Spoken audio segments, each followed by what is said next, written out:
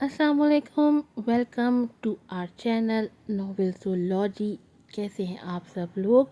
आज आपके लिए लेकर आई हूँ आवारे गाने इश्क की एपिसोड नंबर भूल गई। आगे जाके बताऊंगी एपिसोड नंबर। तो देखते हैं आज क्या होता है। कल अजमेर ने तो मैनम के साथ बड़ी ज़्यादती करती है। देखते हैं कैसे आगे बढ़ती है आज की एपिसोड। जल्दी से चैनल को लाइक कर दें, सब्सक्राइब कर दें, वीडियो को लाइक कीजिएगा, कमेंट्स कीजिएगा, बेल आइकन को ज़रूर प्रेस कीजिएगा। पढ़ते हैं अपनी एपिसोड की तरफ। नॉवेल है आवारे गाने इश्क, राइटर है इसकी मलाइका रफ़ी। एपिसोड नंबर है इसकी 15। ये कंप्लीट एपिसोड है, इसका पार्ट नहीं है। हाथी तुम्हारे रूम में सोएगा आज। रात के 12 बज रहे थे। घर में दाखिल होते ही दैमीर के नए हुक्म पे महनम ने उसे तेवरी चढ़ा के देखा। शौक उतर गया बेटे को अपने पास सुलाने का।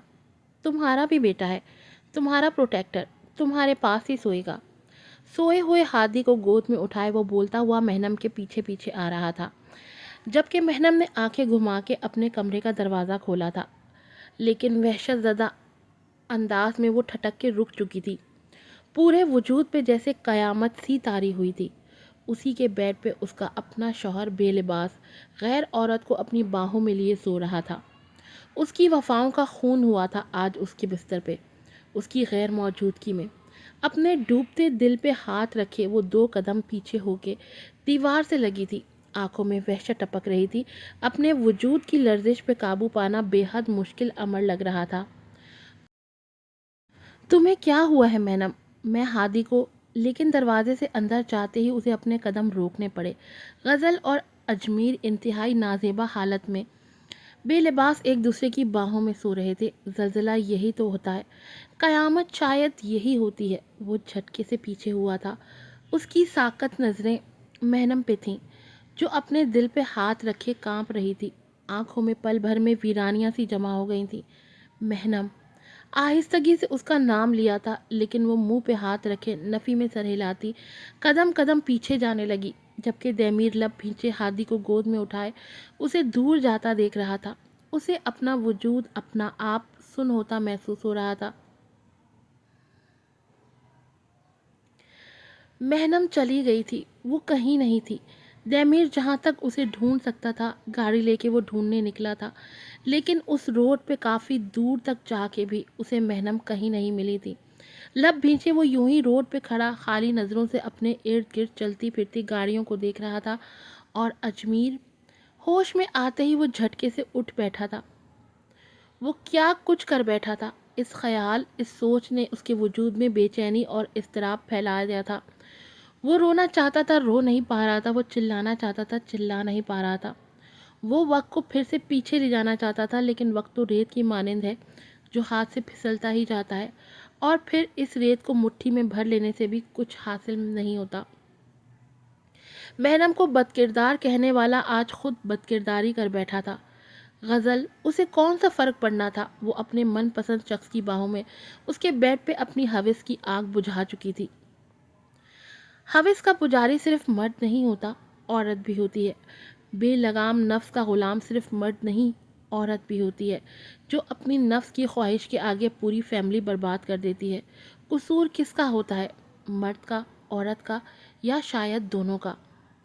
गाड़ी नॉर्मल स्पीड पे चल रही थी, फिर भी शाइस्ता हादी खान बार बार अपने बेटे से आहिस्ता चलाने को कह रही थी। ओ कम मॉन मॉम, उससे आहिस्ता चलाऊं तो शायद सुबह ही उस रोड से निकल पाए हम। मोहम्मद तल्लाल ने मुस्कुराते हुए अपनी माँ से कहा। बेटा, 1000 बार कहा है, रात के वक्त सफ़र ना ही करें तो बेहतर है। शाइस्ता के लहजे और चेहरे पे परेशानी की झलक नुमाया थी।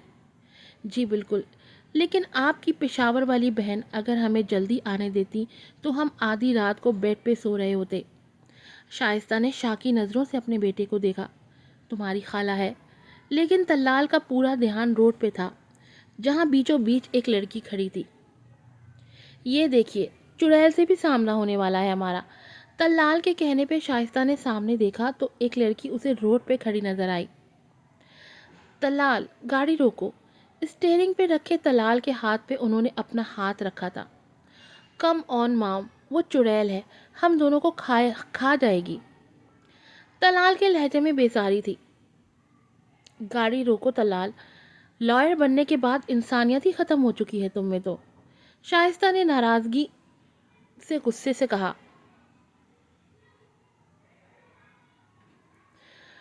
بالکل غلط۔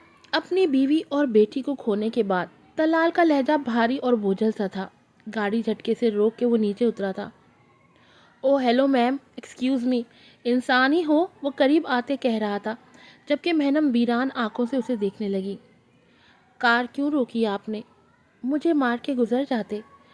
میں آپ کی یہ خواہش پوری کرنے والا ہی تھا، بٹ میری موم نے انسسٹ کیا کہ میں کار روک دوں۔ اب آپ سامنے سے ہٹو گی پلیز؟ مجھے گھر بھی جانا ہے، وہ بیزاری سے کہتا اپنی کنپٹی سہلانے لگا۔ سیاہ آنکھوں پہ گلاسز رکھے، ہلکی بیئرڈ کے ساتھ بلیک پینٹ اور سفید ٹی شرٹ میں ملبوس وہ کثرتی بدن والا مرد خوبصورت اور بدتمیز سا تھا، جس کے چہرے پہ بیزاری صاف لکھی ہوئی تھی کہ محترمہ کہیں اور جا کے مرو۔ ارے مہنم! اچانک شائستہ کی آواز پہ دونوں چونک کے دائیں طرف دیکھنے لگے، جہاں وہ گاڑی سے اتر کے انہیں ہی دیکھ رہی تھی۔ آپ مجھے جانتی ہیں؟ مہنم حیرت سے انہیں دیکھتی دھیمی آواز میں پوچھنے لگی، جبکہ شائستہ مسکراتی اس کے قریب آئی تھی۔ لگتا ہے تم مجھے بھول ہی گئی ہو۔ مہنم خاموش ہی رہی۔ تم یہاں کیا کر رہی ہو بیٹا؟ شائستہ پھر سے پوچھنے لگی۔ مرنا چاہتی ہوں۔ مہنم کا لہجہ بے تاثر تھا، جبکہ شائستہ کی آنکھوں میں حیرت ابھری تھی۔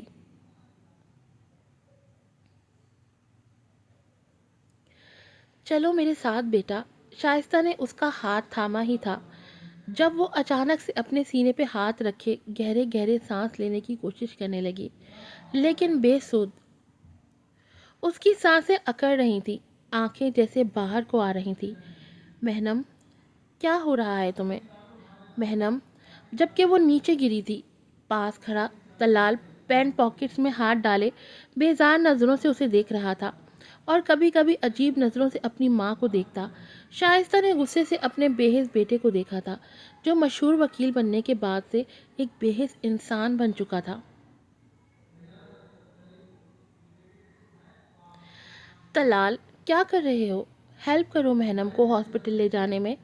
محترمہ ویسے بھی مرنا ہی چاہتی تھی، تو مرنے دیں اسے یہیں۔ وہ اب بھی بے تاثر انداز میں بات کر رہا تھا۔ Shut up Talal! شائستہ کے غصے کو دیکھتے وہ چپ چاپ مزید بنا کچھ کہے مہنم کے بے ہوش وجود کو بازوؤں میں اٹھا کے گاڑی میں لے آیا۔ آرام سے طلال، شائستہ نرمی سے بولی۔ وہی کر رہا ہوں موم، آپ کی مہنم کو نرمی سے لٹا رہا ہوں۔ خوش؟ شائستہ تعصب بھری نگاہ اپنے بیٹے پہ ڈالی تھی۔ اس کے بے حس بے لحاظ ہونے پہ انہیں اکثر غصہ آتا تھا، لیکن خاموش ہی رہیں فی الحال کہ ان کا ذہن ابھی مہنم کے اس اقدام میں الجھا ہوا تھا۔ وہ مرنا کیوں چاہتی تھی؟ دھار سے دروازہ کھول کے وہ سیدھا اجمیر کے کمرے میں آتا اسے کالر سے پکڑ کے اپنے سامنے کھڑا کیا تھا۔ اس کی آنکھیں بے حد سرخ ہو رہی تھیں، کنپٹی اور گردن کی رگیں پھولی ہوئی تھیں۔ تم سے یہ امید نہیں رہی تھی مجھے، اپنے نفس کے اتنے غلام بن جاؤ گے کہ اپنی بیوی کی وفا کو یوں دوسری عورت کے ساتھ اس بیڈ پہ روندو گے، صرف کچھ لمحوں کی تسکین کے لیے۔ چھوڑو مجھے دیمیر، جسٹ لیو می۔ اجمیر بنا لحاظ کے چلایا تھا۔ میری بیوی کو اپنے بیڈ پہ لے جاتے یہ خیال کیوں نہیں آیا تھا تمہیں، جو اب مجھے یہ بکواس کرنے آئے ہو؟ دیمیر نے لب بھینچے اسے تھپڑ مارا تھا۔ اپنی حد بھول رہے ہو شاید تم، سوچ رہے ہوگے مجھے کیسے پتا چلا کہ میرے اندھے پن کا فائدہ اٹھا کے کیا گند پھیلا رہے ہو دونوں، اجمیر چلاتے ہوئے کہہ رہا تھا، جبکہ دیمیر نے اسے پیچھے دھکا دے کے اسے خاموش کرایا تھا۔ ایک لفظ نہیں اجمیر، مہنم کی پاک دامنی پہ ایک اور لفظ بھی کہا تو زندہ گاڑ دوں گا تمہیں۔ تو گاڑ دیں زندہ، مر تو چکا ہوں میں اپنی ہی بیوی کو اپنے بھائی کے ساتھ۔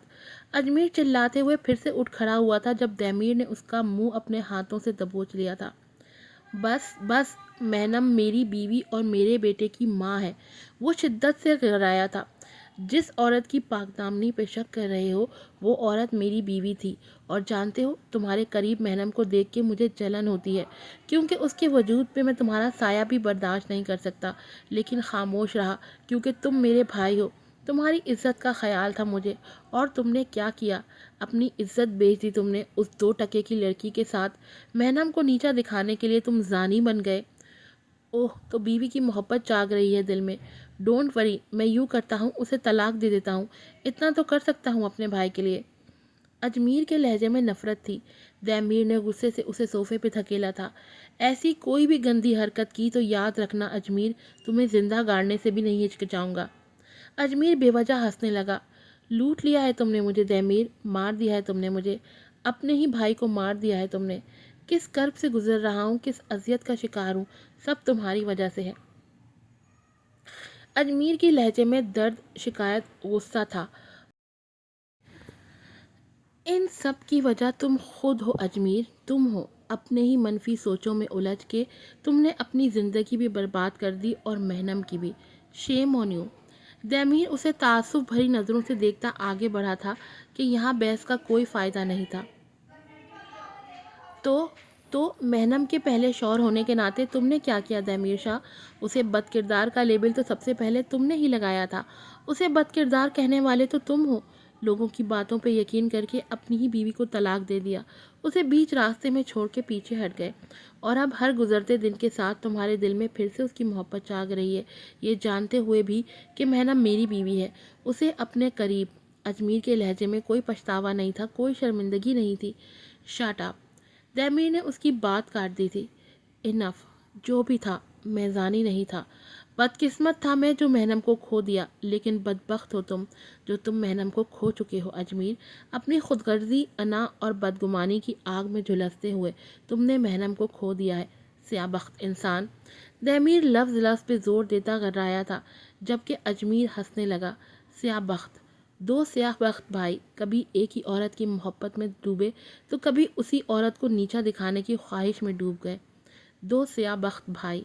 وہ ہنسے جا رہا تھا۔ دمیر لب بھینچے کچھ دیر اسے دیکھتا رہا، اور پھر سر جھٹک کے کمرے سے باہر نکلا تھا۔ دھاڑ سے دروازہ بند ہوا تھا۔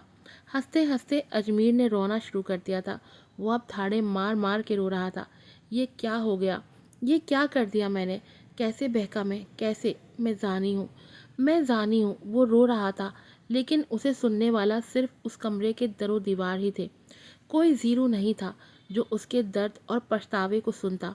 شاپنگ مال سے نکل کے غزل تیز تیز قدم اٹھاتی روڈ کی طرف جا رہی تھی۔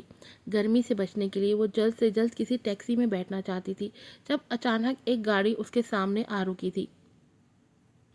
ابھی وہ سنبھلتی جب گاڑی سے نکلتے شخص کو دیکھ کے اس کی آنکھوں میں حیرت در آئی تھی، جبکہ عاشر مسکراتا اس کے قریب آیا تھا۔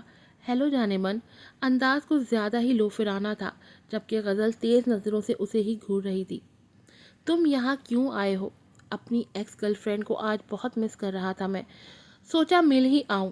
غزل کا ہاتھ پکڑ کے وہ مسکراتے ہوئے کہہ رہا تھا۔ ہاتھ چھوڑو میرا! غزل اپنا ہاتھ چھڑانے کی کوشش کرتی گھررائی تھی، جبکہ عاشر کی گرفت اس کے ہاتھ پہ مزید سخت ہوئی تھی۔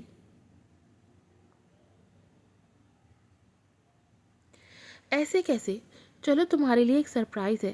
کیسا سرپرائز؟ مجھے تمہارے ساتھ کہیں نہیں جانا، چھوڑو میرا ہاتھ ورنہ میں چلاؤں گی۔ غزل ادھر ادھر دیکھتی کہنے لگی۔ مجھے تمہاری آہیں سننی ہے۔ اس کے کان میں سرگوشی کرتا عاشر اب زمانی انداز میں مسکرا رہا تھا، اور اس سے پہلے غزل منہ کھول کے چلاتی عاشر نے اس کے منہ پہ اپنا ہاتھ رکھ لیا تھا۔ ساتھ ہی گاڑی کی پچھلی سائیڈ کا دروازہ کھلا اور وہاں موجود شخص نے غزل کو کھینچ کے گاڑی میں پھینکا تھا۔ دروازہ بند ہوا۔ عاشر ڈرائیونگ سیٹ پہ آ کے بیٹھ چکا تھا، جبکہ پیچھے بیٹھے 2 آدمی غزل کے منہ پہ اپنا ہاتھ رکھ چکے تھے، جبکہ دوسرے نے اس کے ہاتھ پاؤں پکڑے ہوئے تھے۔ غزل کمزور سی کوشش کرتی رہی، لیکن ان دونوں کی گرفت مضبوط تھی، اور پھر گاڑی جھٹکے سے ایک سنسان سڑک پہ رکی تھی، اور تینوں نے معنی خیز نظروں سے غزل کو دیکھا تھا، جبکہ غزل ان کی نظریں پڑتی خود میں سمیٹنے لگی۔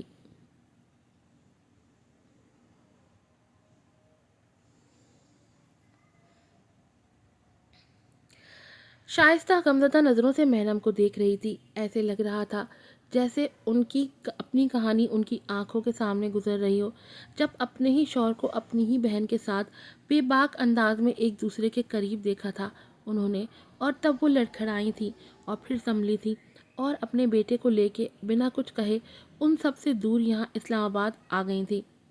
انہوں نے دھیرے سے مہنم کے ہاتھ پہ اپنا ہاتھ رکھا تھا۔ تم ویک نہیں ہو مہنم، یو آر اسٹرانگ، اور تم نے دنیا کو بتانا ہے، اس شخص کو بتانا ہے کہ تم اسٹرانگ ہو، تمہیں کوئی نہیں کمزور کر سکتا۔ مجھے تو حیرت اس بات پہ ہے کہ مہنم جیسی مضبوط لڑکی خودکشی جیسا فعل کیسے انجام دے سکتی ہے۔ مہنم اداس آنکھوں سے انہیں دیکھنے لگی۔ اپنے بیٹے کا بھی نہیں سوچا جس کے لیے تم اپنی جان پہ کھیل گئی تھی، یاد ہے؟ شائستہ کے مہربان انداز پہ وہ پھر سے رونے لگی۔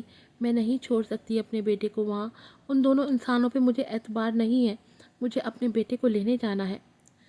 بالکل میرے بچے، اپنے بیٹے کو یہاں لے کے آؤ، میرا بیٹا طلال ایک قابل وکیل ہے، وہ تمہاری مدد کرے گا۔ بد مزاج ضرور ہے میرا بیٹا، مگر دل کا بہت اچھا ہے، تمہیں انصاف دلانے میں اور طلال تمہارے ساتھ ہیں۔ مہنم اسبات میں سر ہلاتی اپنی جگہ سے اٹھ کھڑی ہوئی تھی۔ مجھے ہادی کو لینے جانا ہے، رکو میں ڈرائیور سے کہتی ہوں تمہارے ساتھ جائے۔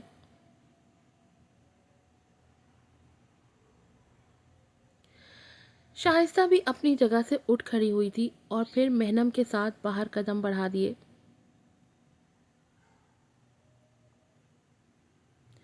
انس، انس، اپنے بیٹے کو پولیس کے ساتھ آتے دیکھ کے وہ تیزی سے آگے بڑھی تھی۔ اپنے بیٹے کے بکھرے حلیوں کو بھیگی آنکھوں سے دیکھتی، اسے اپنے گلے سے لگایا تھا۔ کہاں چلے گئے تھے بیٹا؟ اپنی ماں کو چھوڑ کے کہاں گئے تھے؟ تم مجھ کو مارے گی، وہ ڈرتے ڈرتے پوچھنے لگا، جبکہ سمیرا نے اسے خود سے الگ کر کے بھیگی آنکھوں سے اسے دیکھنے لگی۔ میں اپنے بیٹے کو کیوں ماروں گی؟ تم کہاں تھے میری جان، کہاں تھے تم؟ اپنی مما کو بنا بتائے تم کہاں گئے تھے میرے بچے؟ جبکہ انس لب بھینچے انہیں دیکھ رہا تھا جب انعام نے اپنی بیگم کے کندھے پہ ہاتھ رکھا تھا۔ گھر چل کے بات کرتے ہیں۔ میں گھر نہیں جائے گا، میں اسکول نہیں جائے گا، سب مجھ پہ ہنستے ہیں، میں بدصورت ہے، میرا کان بدصورت ہے، میں نہیں جائے گا، میں کہیں نہیں جائے گا، وہ ڈرتے ڈرتے کہہ رہا تھا جب انعام نے اسے باہوں میں بھرا تھا۔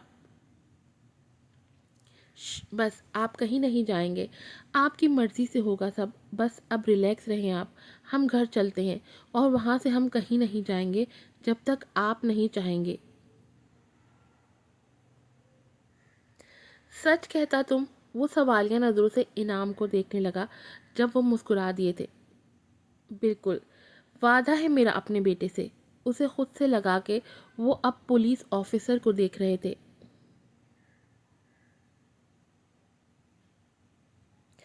Thank you so much officer صاحب، اٹس مائی ڈیوٹی ڈاکٹر صاحب، چلتے ہیں، اللہ حافظ۔ اللہ حافظ۔ انس کو لے کے وہ دونوں اپنی گاڑی کی طرف بڑھے تھے جبکہ انس اپنی سوچوں میں گم ان کے ساتھ آگے بڑھا تھا۔ یہ لے جی، آج بھی آ گئی آپ لوگوں کی ایپیسوڈ۔ اب آپ لوگوں کی باری ہے، اپنے لائکس کمنٹ سے اس ایپیسوڈ کو 4 چاند لگائیں۔ پھر ملوں گی آپ سے نئی ایپیسوڈ کے ساتھ۔ السلام علیکم۔